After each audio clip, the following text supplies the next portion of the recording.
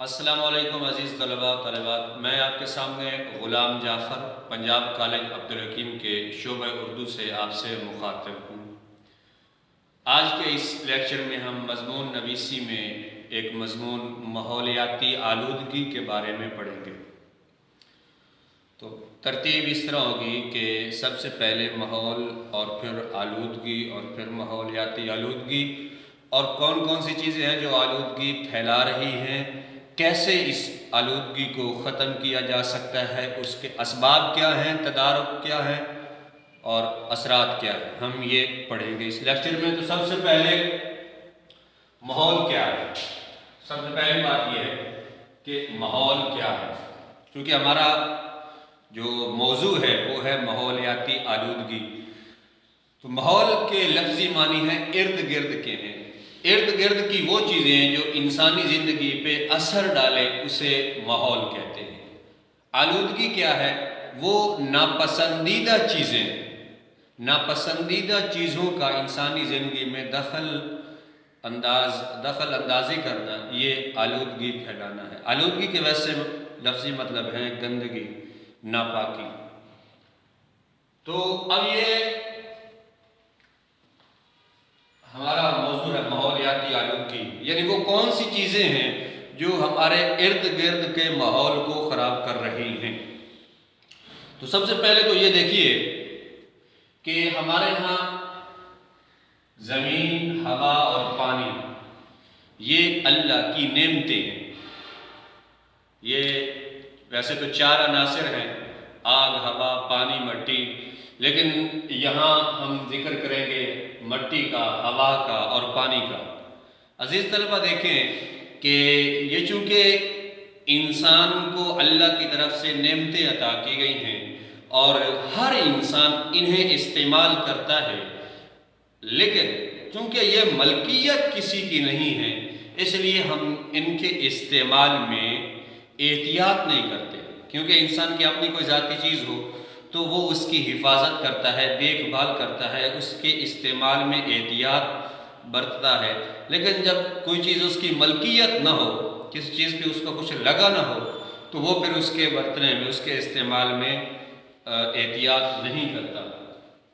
اور ان چیزوں کے استعمال میں ہم اپنے وقتی فائدے کو ترجیح دیتے ہیں، ہم اپنے چھوٹے سے اور وقتی فائدے کو دیکھتے ہوئے ان نعمتوں کے استعمال میں ہم بڑی بے احتیاطی کا مظاہرہ کرتے ہیں کہ جہاں پہ ہمیں تھوڑا سا اور وقتی مفاد مل رہا ہو وہاں ان چیزوں کو ہم اپنے یعنی اس استعمال میں کرتے ہیں کہ وہ ہمارا تو تھوڑا سا فائدہ ہو رہا ہے، وقتی فائدہ، لیکن آگے جا کر وہ کئی لوگوں کے لیے نقصان کا سبب بن رہا ہے، تو ہم کہتے ہیں کہ ہمارا فائدہ ہو جائے، اوروں کا نقصان ہوتا ہے تو ہونے جائے۔ اس چیز کے یعنی اپنے وقتی فائدے یا پھر ترقی کے نام پر ہم قدرت کا جو نظام ہے اس کے خلاف برسر پیکار ہو گئے ہیں، اس کے خلاف ہم نے سینہ تان لیا ہے۔ اور یہ کیا ہو رہا ہے؟ ترقی کے نام پر، اگلے یہاں یہ نقطہ اہم ہے کہ ہم ترقی کے نام پر کہ دیکھیں حضرت انسان نے ابتدا سے چل کر آج کے جدید دور میں بے انتہا ترقی کی ہے۔ اس نے گاڑیوں کی لمبی لمبی قطاریں آپ کو نظر آئیں گی اور آسمانوں پہ پرندوں کی طرح آپ کو اڑتے ہوئے ہوائی جہاز نظر آئیں گے، کارخانے اور فیکٹریاں اور ایسی پوری یعنی ایک انڈسٹریل اسٹیٹ، ایک ایریا آپ کو نظر آئے گا جہاں پہ یہ صنعتوں اور یہ کارخانے اور فیکٹریاں یہ نظر آئیں گی۔ لیکن ان کے ساتھ ساتھ ہم نے قدرت کا ایک انمول تحفہ جو ہمیں عطا کیا گیا تھا یعنی ماحول، وہ اس کو ہم نے خراب کر دیا ہے ترقی کے نام پہ۔ اور پھر کیا ہے؟ اب کون کون سی چیزیں ہیں جس سے یہ ماحول خراب ہو رہا ہے؟ وہ دیکھیں، فضائی آلودگی ہے، آبی آلودگی ہے، زمینی آلودگی ہے، شور کی آلودگی ہے۔ دیکھیں سب سے پہلے شور کی آلودگی کیا ہے؟ جب انسان کوئی بھی اپنی آواز کا اپنی ضرورت سے زیادہ استعمال کرتا ہے، یہ بھی شور ہے۔ موسیقی، گانا بجانا، ڈھول کی تھاپ اور ٹریفک کے ہارن اور بڑے بڑے سائرن، یہ تو دور کی بات ہے، ایسے واحیات اور لغویات، یہ تو دور کی بات ہے کہ ایک انسان یعنی جہاں تک اس کی آواز آسانی سے پہنچ سکتی ہے وہ اس سے بھی زیادہ اپنی آواز کو بلند کرے بھیجا، تو یہ بھی اس کا کیا اثر ہوتا ہے؟ اس سے انسانی ذہن میں ایک چڑچڑا پن آ جاتا ہے کہ ایک انسان جو مسلسل یعنی چوک میں بیٹھا ہے، جہاں پہ ٹریفک کا شور ہے، ہارن ہیں گاڑیوں کے اور سائرن بج رہے ہیں اور موسیقی کی آوازیں ہیں، گانے ہیں، تو وہاں ان چیزوں سے کیا ہو جاتا ہے؟ انسان مسلسل سنتے سنتے اکتا جاتا ہے، اس کی زندگی میں ایک چڑچڑا پن آ جاتا ہے۔ اب کیا کیا جائے؟ اس کو ختم کیسے کیا جائے؟ یعنی انسان جو جذبات ہیں اس میں تیزی آ جاتی ہے، سختی آ جاتی ہے، اس کا کیا کیا جائے؟ سب سے پہلے تو وہ ہمارے ہاں جو یعنی دیکھ لیں جیسے اسٹوڈنٹس ہیں یا دیگر نوجوان ہیں، وہ اپنے موٹر سائیکلوں کے سائلنسر نکال کر سب سے پہلے تو ان پہ پابندی لگائے، پھر یہ لگائی جائے کہ یعنی ایسے کوئی یعنی جس کی آواز بیجا اور لوگوں کو تنگ کرنے والی ایسے ہارن کا استعمال نہ کیا جائے۔ روڈ پہ آپ موسیقی گانا بجانا اس کا استعمال نہیں کر سکتے۔ ان چیزوں کا باقاعدہ کیا کیا جائے؟ قوانین بنائے جائے، اور ان کے قوانین پہلے سے ہیں، لیکن افسوس یہ ہے کہ ہمارے ہاں اس چیز کا عمل نہیں ہوتا۔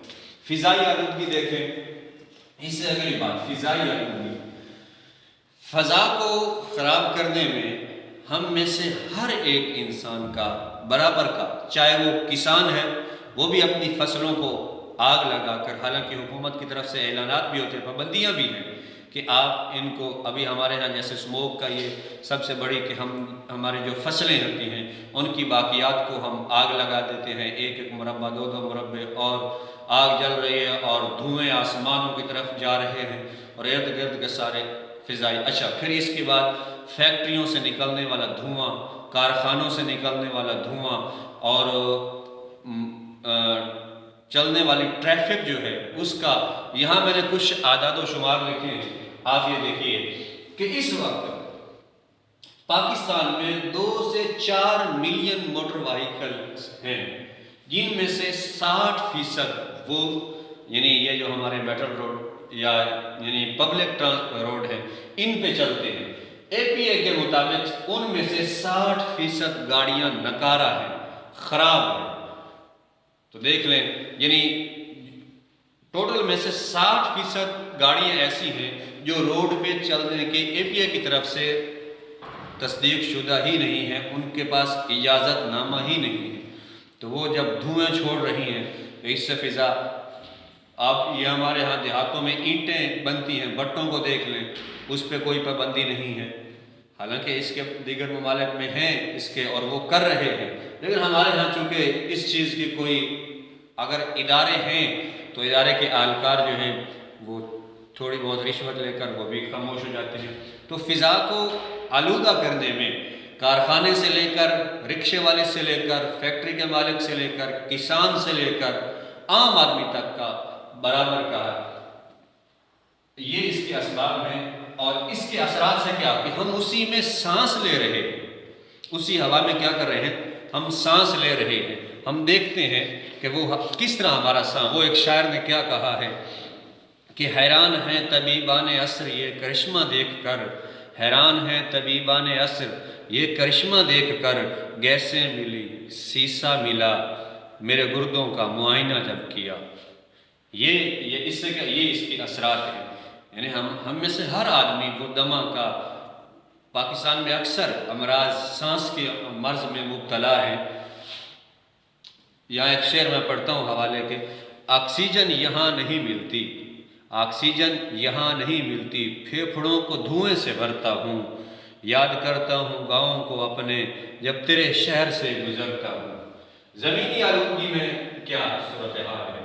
زمینی آلودگی میں اس وقت یہ دیکھ رہے ہیں کہ 212 ملین گیلن گندا مادہ راوی میں بہایا جاتا ہے، یہ زمینی آلودگی ہے۔ 212 ملین گندا جو مادہ ہے وہ راوی میں بہایا جاتا ہے، یہ دیکھ لیں۔ اچھا، اب آپ دیکھ لیں کہ پنجاب میں صرف 46,000 صنعتی یونٹ ہیں، جن میں سے 5000 وہ ماحول کو گندا کر رہے ہیں۔ لاہور میں صرف 3000 ٹن کوڑا کرکٹ روزانہ اکٹھا ہوتا ہے، جن میں سے 1 سے لے کر 100 ٹن وہ کارپوریشن والے اٹھاتے ہیں، باقی کا سارا وہ ماحول کو آلودہ کرنے کے لیے انہوں نے بچایا ہوا۔ 1987 میں یہ ایک لگا تھا، آرڈیننس بنا تھا کہ آپ NOC لیں گے جب کہیں آپ کوئی فیکٹری لگائیں گے، یعنی کوئی بھی صنعتی پلانٹ لگائیں گے تو آپ NOC لیں گے، لیکن یہ صرف قانون ہمارے قانون کی کتابوں تک ہی موجود ہے، آگے اس پہ نہیں ہوا، اس کی ذمہ داری کسی نے بھی نہیں لی۔ آگے یہ دیکھیں جب زمینی آلودگی ہوگی تو اس کے ہماری خوراک پہ کیا اثرات ہوں گے، یعنی ہم جو کھا رہے ہیں، ہم جو پیتے ہیں، دنیا میں صرف 3% ایسا پانی ہے جو پینے کے قابل ہے، دنیا میں صرف 3% ایسا پانی ہے جو پینے کے قابل ہے۔ اب ہمارے ہاں دیکھ لیں کہ ہم میں سے ہر بندہ وہ معدے کے امراض میں مبتلا ہے، اور اس کی وجہ کیا؟ پانی اور خوراک، اور اس کے پیچھے کیا ہے کہ زمینی آلودگی اور فضائی آلودگی۔ اس سے کیا ہو رہا ہے؟ جانوروں کا نقصان ہو رہا ہے۔ جیسے میں نے کہا کہ 212 ملین گیلن پانی گندا مادہ وہ بہایا جاتا راوی میں، تو بتائیں راوی میں جو آبی، اس دریا میں جو آبی جانور ہیں ان کا کیا ہو رہا ہے؟ ان کے طرف ہم میں سے کبھی۔ اب اس کا کیا حل ہے؟ کچھ ہیں ناقابل تحلیل آلودہ اشیاء، جیسے ہینڈ بیگز وغیرہ ہیں، شاپر جسے ہم کہتے ہیں، کئی ممالک میں اس کی پابندی ہے کیونکہ یہ ناقابل تحلیل مادہ ہے۔ اس کے اوپر پابندی لگا کے ہمیں قابل تحلیل اشیاء وہ لانی چاہیے، اور کیا کرنا چاہیے؟ جنگلات میں اضافہ کرنا چاہیے۔ دنیا میں ویسے 25% کم از کم جنگل ہونے چاہیے، ہمارے پاس پاکستان میں صرف 4% جنگل ہے، اور آنے والے دنوں میں 1% رہ جائے گا۔ تو بتائیں اس میں ہم کس طرح کا بنا سکتے ہیں؟ حالانکہ جنگلات کیا ہوتے ہیں، درخت کیا ہوتے ہیں، وہ ماحول کو صاف اور شفاف رکھنے کے لیے ضروری ہے۔ اور اس سے بڑی بات یہ ہے کہ ہمارا جو دین ہے، مذہب ہے، وہ اس چیز کی اجازت دیتا ہے، بلکہ اس بات پہ زور دیتا ہے۔ آپ صلی اللہ علیہ وآلہ وسلم نے فرمایا درخت لگائیں، درخت لگانا صدقہ جاریہ ہے، سنت ہے۔ آپ صلی اللہ علیہ وآلہ وسلم نے فرمایا کہ جو مسلمان ایک درخت کا پودا لگائے یا کھیتی میں بیج بوئے، پھر اس میں سے پرندے انسان یا جانور کھائیں، وہ اس کی طرف سے صدقہ ہے۔ نبی کریم صلی اللہ علیہ وآلہ وسلم نے فرمایا کہ ایسی صورتحال ہو جائے کہ شام کو قیامت آ جائے، قیامت بالکل قریب ہو، پھر تم میں سے کسی کے ہاتھ میں کھجور کا یا کوئی درخت ہو تو وہ اس کو گاڑ دے قیامت سے پہلے، یہ اتنا ضروری ہے۔ آپ صلی اللہ علیہ وآلہ وسلم نے فرمایا لعنت ہو اس شخص پر جو بہتے ہوئے پانی میں پیشاب کرے۔ آپ صلی اللہ علیہ وآلہ وسلم نے ایک اور حدیث میں 3 بار فرمایا لعنت ہو، لعنت ہو، لعنت ہو اس شخص پر۔ صحابہ کرام رضی اللہ تعالیٰ عنہم اجمعین نے کہا یا رسول اللہ کس شخص پر؟ آپ صلی اللہ علیہ وآلہ وسلم نے فرمایا جو کسی سایہ دار درخت کے نیچے پیشاب یا پخانہ کرے۔ یہ چیزیں ہم، اور پھر کیا محکمہ تحفظ ماحولیات کا ادارہ قائم کیا جو، اور پھر کیا ادارہ قائم کر کے اس کے اندر ایمانداری سے کام کرنے والے آفیسر لگائے گئے، اور پھر عوامی طور پر بھی اس کے لیے مہم چلائی ہے۔ کچھ میں نے حوالے کے اشعار لکھے ہیں کہ ڈھونڈنا والا ستاروں کی گزرگاہوں کا اپنے افکار کی دنیا میں سفر کر نہ سکا، بہتر ہے ماؤ مہر پہ ڈالو نہ کمندے، انسان کی خبر لو کہ وہ دم توڑ رہا ہے۔ عزیز طلبہ، یہ تھا ہمارا آج کا لیکچر ماحولیاتی آلودگی، ہم کس طرح اپنے ماحول کو پاک صاف رکھ سکتے ہیں۔ صفائی نصف ایمان ہے، اور صفائی صرف سفید کپڑے پہن لینا نہیں ہے، بلکہ اپنے ارد گرد کے ماحول کو بھی صاف رکھنا ہے۔ اور ماحول آلودہ کیوں ہے؟ یہ ہماری اس کی بڑی وجہ ہماری ذہنی آلودگی ہے۔